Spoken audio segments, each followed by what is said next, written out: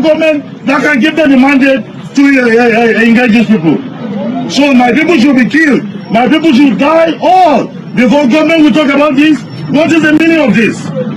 Yesterday I buried 5 people, a father and 2 of his sons of over 40-50 years in Taiwan, very close to a military base. What is the meaning of this? If they cannot help me, maybe I will leave this position as chairman and let it continue the way it is. I don't care about being a chairman of the local government of the people that are all killed. What is the meaning of this? Look at a child of 2 years old, butchered with cutlass. How many people? We're talking of not less than 20 people that were killed in Aonana village. This is the village of the former first lady of this state, Mrs. Eunice Otom. This is the village of the Togwe. This is the village of the Bishop Anabe. This is fucking too much for me to condone. And I tell you, whatever will happen, will happen. Thank you. In 2017, for instance, there was an attack in Bakin Kogi, Kaninkong. And Channels TV, I'll mention names, said 7 houses were burnt and 4 people were killed. I left Port Harcourt to southern Kaduna. I counted 150 houses and I saw a mass grave containing 21 persons. So the media is also complicit in what is happening in the Middle Belt. Thank God for New Central for what you're doing. Unfortunately, you are very young. You started in 2017 or thereabout. But these atrocities have been going on for many years. Before I founded Middle Belt Times, let me tell you why. I was writing for various platforms. And sometimes when I write my stories, they will tell me that these guys are not terrorists. They are unknown gunmen or they are bandits. And one day I spoke to an editor. I said, look, sir, don't publish my story. And in 2019, of course, because if you must speak the truth as a journalist in this country, then you must be ready to face the consequences. 2019, I spent 162 days in prison for my uncompromised reportage. And when I was stepping into Kaduna prison, the first thing I wanted to see were the terrorists that have been terrorizing our people. I didn't find any. The few I found, including the ones who killed the Agwam Adara in 2018, they were looking better than me that was coming from outside in the prison. As of today, I don't know their whereabouts. They may have been released because I remember meeting a certain Adamu in Kaduna prison who told me something. He said, look, he was arrested for illegal possession of firearm. That's a capital offense. The security agents are no longer here. I heard somebody talking about the judiciary. It's a compromised judiciary. It is. When I got to prison, I saw a lot of young men from southern Kaduna who were standing trial for simply trying to defend their communities. I wept bitterly. First of all, I'm glad that something like this came up. Whenever I'm making videos like this, most people feel like I'm just talking. I don't know what they talk about, and I just content that they create. This is not content for me. I know what I am saying. Now, soldiers are complaining that bandits in the army are giving out information to their former commanders. I don't talk this thing tired before. You go arrest a known bandit, they don't give you order to unalive them, so you know go against that order. So you hand over these bandits to the right authority for them to do the needful. But instead, they go carry and go camp. After some months, they go say, don't repent, he's not a good person. The next thing, they go put her inside army. Not just, they go put them inside army, or they put them for police. In fact, they separate them. Some go army, some go police, some go navy, some go air force. Special candidates. Person where you arrest like 8 months ago, today is now your colleague. And I did the same duty. So how can you be so comfortable that these same terrorists will watch your back if anything happens? This person, they are still loyal to their former commanders. They are terrorist commanders. They are loyal to them.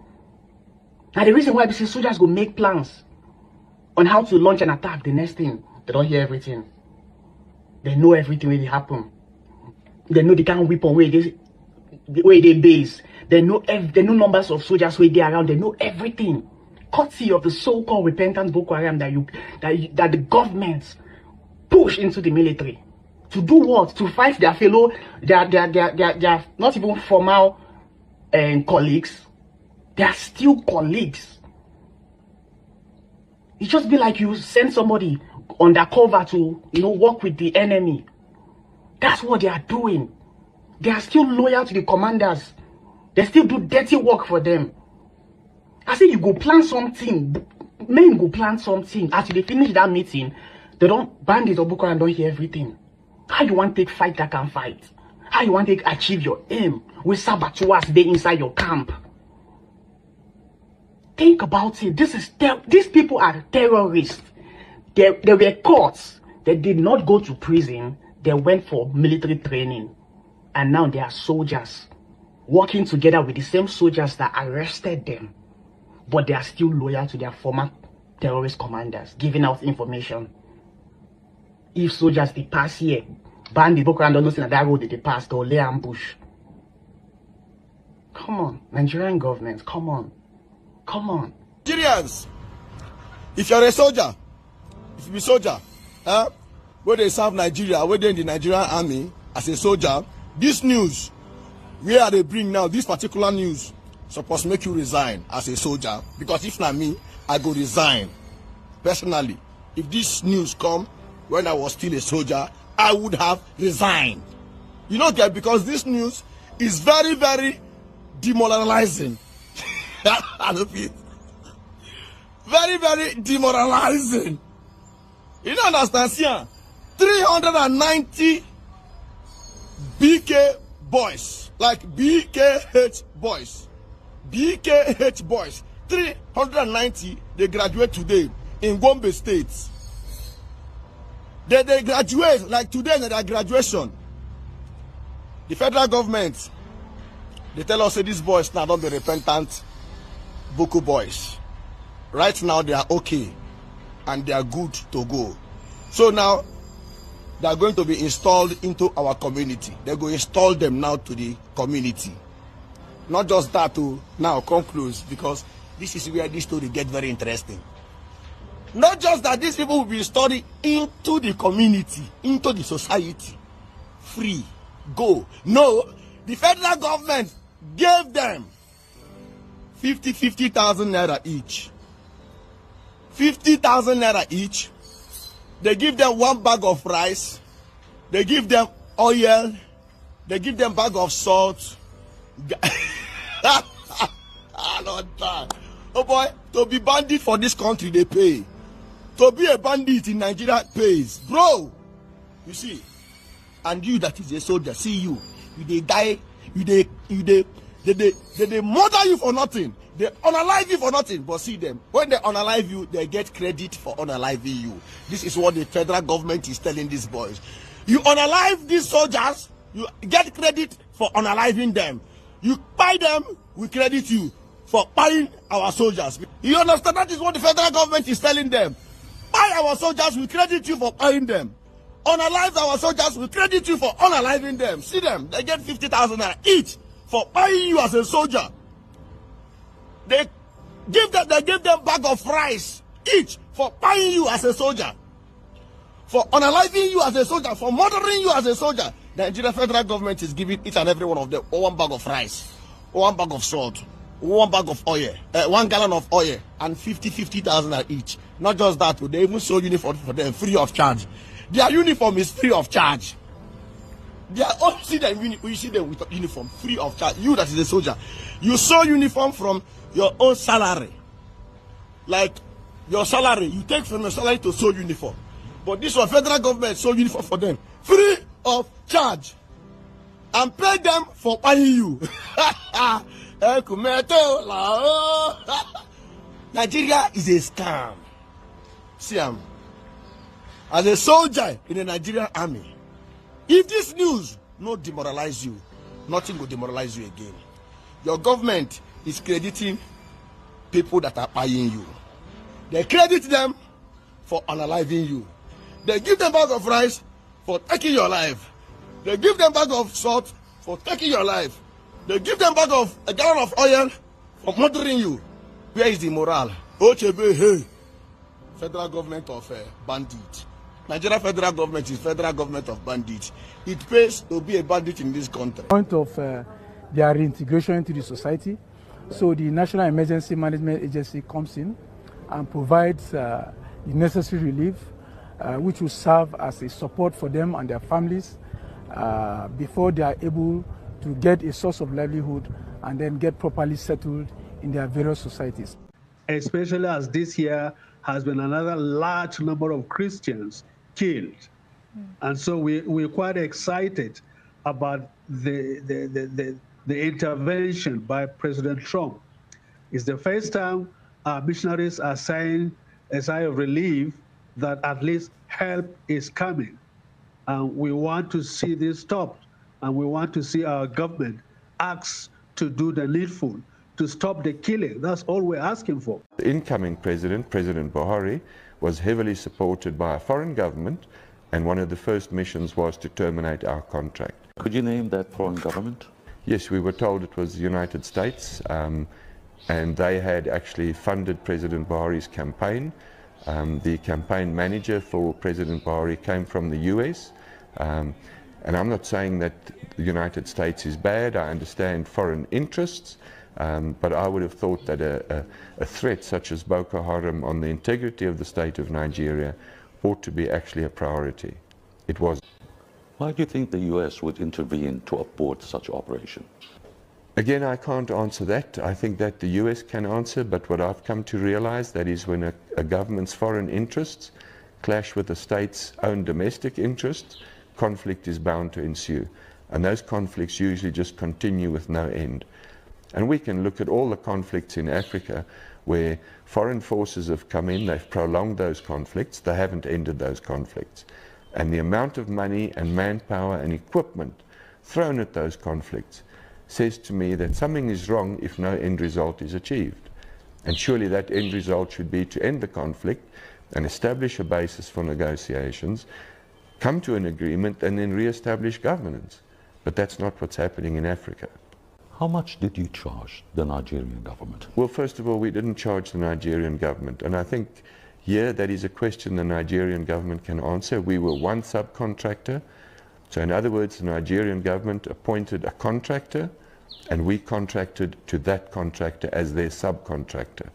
So I think that's all I'll say. If you're really interested in the figures, that's for the Nigerian government to discuss. You see white, you say it's black. You see black, you say it's white.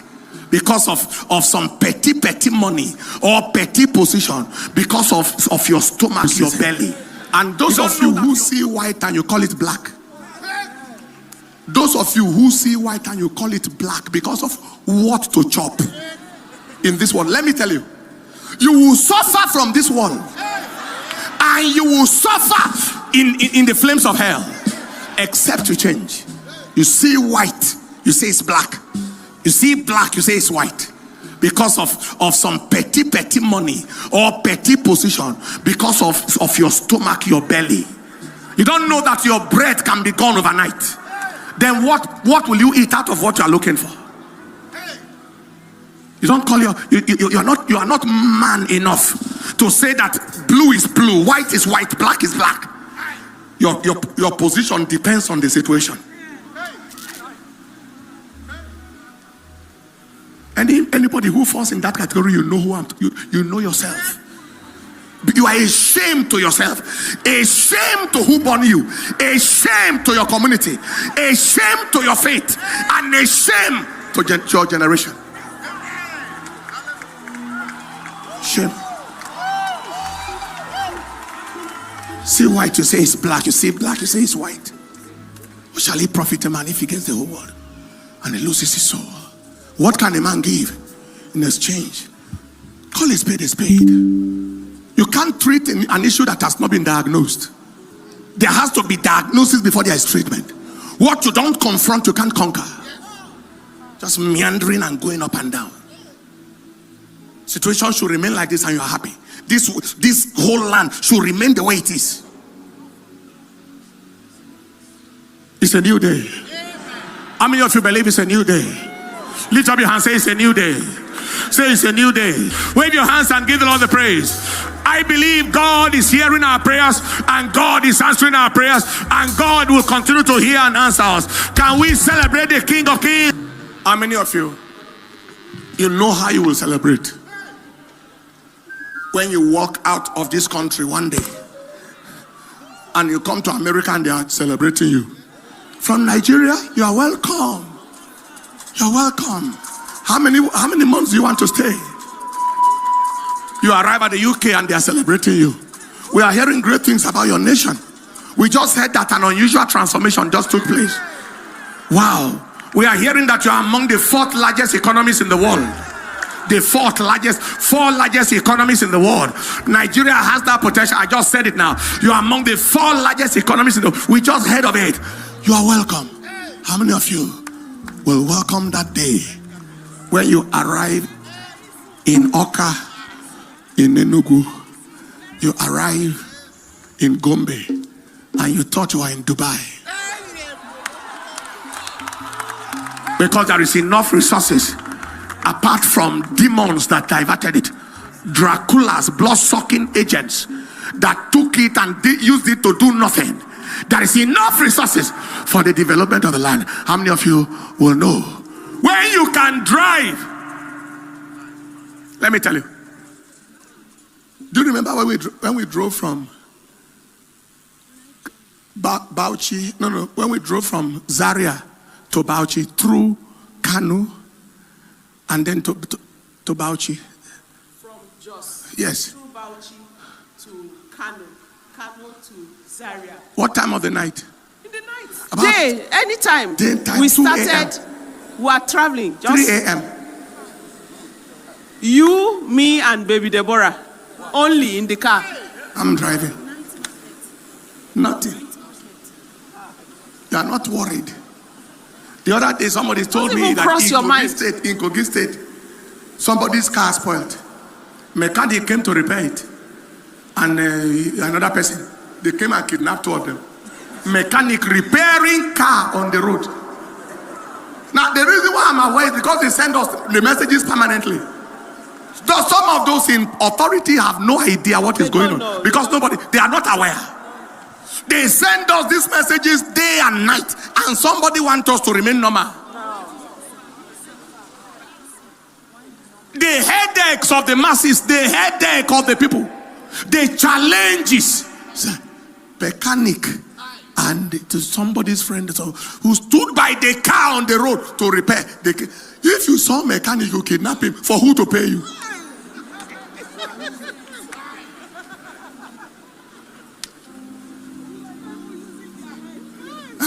For who to pay you? There was a time when you slept in the village. You left your door open. Even in the town. Even at night, you left your door open. Where we lived in Metama. You brought mattress and kept outside. The heat was too much. You slept from night till morning. Today they will come and steal the person outside. In those days they used to steal things night. It's people they are stealing. Do you understand what I'm talking about? Our people kept on watching. Things are degenerating. They kept on watching, speaking through sides of the mouth. Political consideration became more important than human lives. More important than human lives and the dignity and sanctity of life.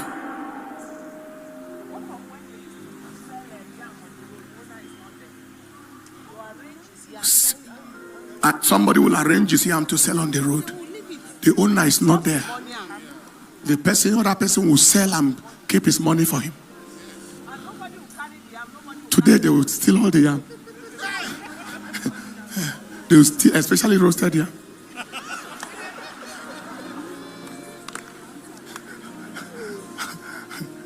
Are you following what I'm saying? You see, I've been begging God. I said, you are not a waster. You cannot put all these good things in our nation and this world will end without us seeing it. You are not. Let us enjoy the resources of this nation while there is time. In our lifetime, let us see the wealth of our nation. Let us see the enormous prosperity of our nation in our lifetime. if a whole generation of human beings need to be buried, God bury them. Bury them.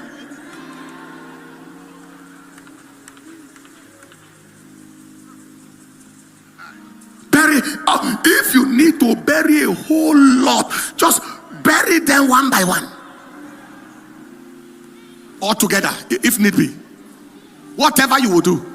And until Pharaoh died, Israel was not free. Kill some pharaohs from the land. Take them out by enemies.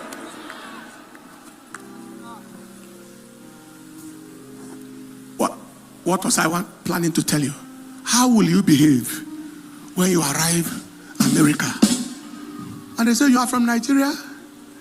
We know your country is so good that you don't want to come here anymore. So how long do you want to stay? Give me 2 days. You know, that's what we used to do for them in America. We come to say, how many days? I say 2 days. They say, what? You travel all the way for 2 days? I say, I'm so busy. I have too much work to do. I can only afford 2 days. I've not done more than 5 days, not more. In fact, 4 days. Do you understand what I'm saying? When you arrive and they say, only 2 days, well, we are coming. And then the immigration officer is asking you, I really want to relocate to your country. I heard things are so good.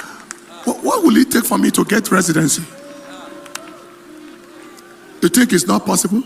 If God can raise the dead, He can heal Nigeria. That's right.